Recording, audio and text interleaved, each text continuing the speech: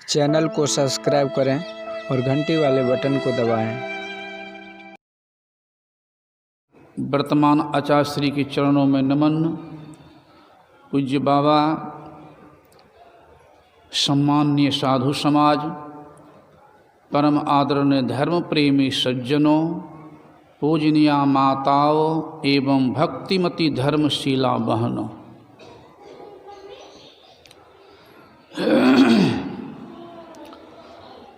एक बार एक रोड के बगल में ही मंदिर पर एक बाबा ठहरे हुए थे और सुबह निकल के टहल रहे थे रोड पर। उधर से 50 आदमी आया, कहता है बाबा चलिए। कहाँ हो? तो गद्दी खाली है, आपको राजा बनाऊंगा। साधुवान कहा कि किसी और को बना दो, हमको ध्यान में फुर्सत है जब राज का संभालेंगे।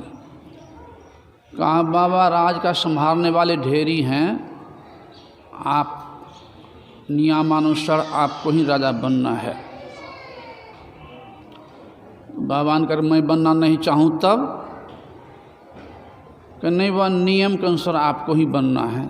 घुमा फिरा कर आपको बनना है, लगता है इसमें कुछ रहस्य है जी। कहाँ रहस्य तो कुछ जरूर है। क्या है बता दो।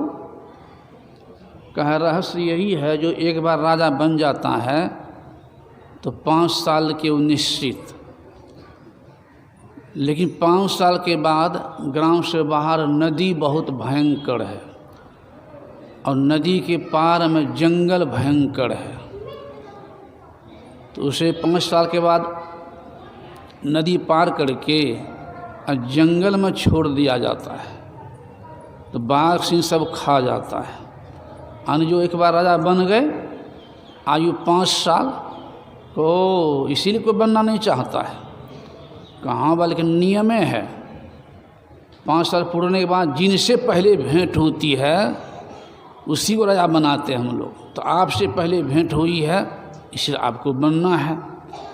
तो ऐसी बात है। तो ठीक है, तो 5 साल मेरी बात चलेगी न, मेरा आदेश मानेगा? कि हाँ 5 साल तक आप जो कहेंगे वही होगा। कि ठीक है तो बन जाऊँगा। बना दिया। तो और जो बनते थे तो संसाराग्रस्त, अध्यात्मविहीन, केवल भौतिक में लवलीन, गुरुचरणों से दूर रहने के कारण इस बात को ही भूल जाते थे सुख मौज में कि आगे 5 साल के हम राजा बनाए गए हैं, 5 साल के बाद बाघ सिंह पेट में हम चले जाएंगे। इस बातें को भूल जाते थे अपना सुख मौज में। अब मस्त रहते थे। समय पूरा होने के बाद काल की गाल में, बाघों के पेट में अबरी बार बन गया। साधु बा अगर सोची सदा सुखी, सोचते 5 साल के लिए बना हूँ, अगर नहीं सचेत होऊंगा तो फिर बघवा के पेट में जाना पड़ जाएगा। तो राजा बनने के बाद सबसे पहला आदेश करता है कि नदी पर पुल बांधो। पुल बनवाना शुरू किया उधर, और जलयान के द्वारा, जहाज़ों के द्वारा मजदूरों को पार किया, उसमें रक्षा के लिए सिपाहियों को भी। और आदेश दिया एक तरफ से जंगल को काटो और जलाते जाओ, और प्रजा को भी बसाने लग गए।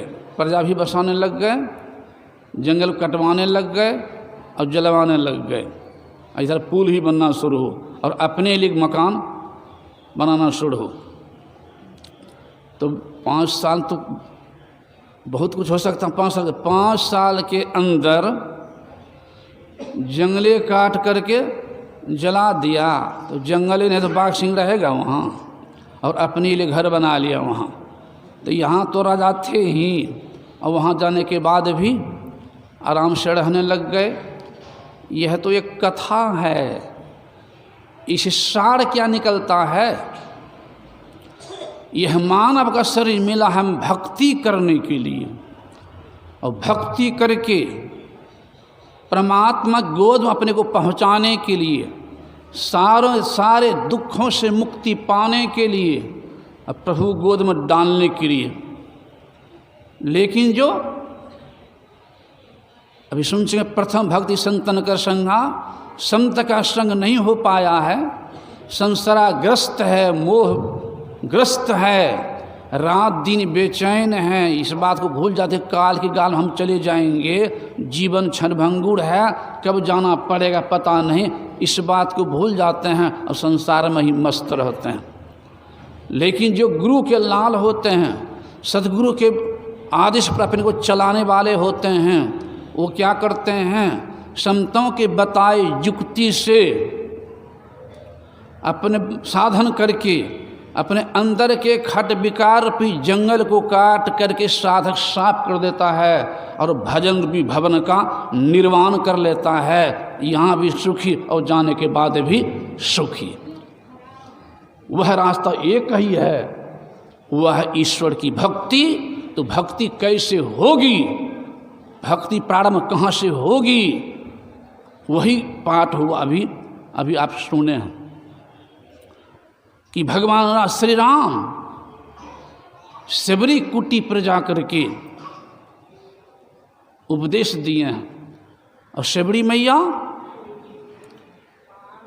देखने में कुरूपा, बिल्कुल कुरूपा, और हाथ जो वहाँ खड़ी हैं, हाथ जो खड़ी हैं, पानी जोरी आगे भाई ठाड़ी, राम देख प्रीति अति बाढ़ी, शबरी देख राम गृह आए, गुरु के वचन समुझे भाई, प्रेम मग्न हो गई माँ।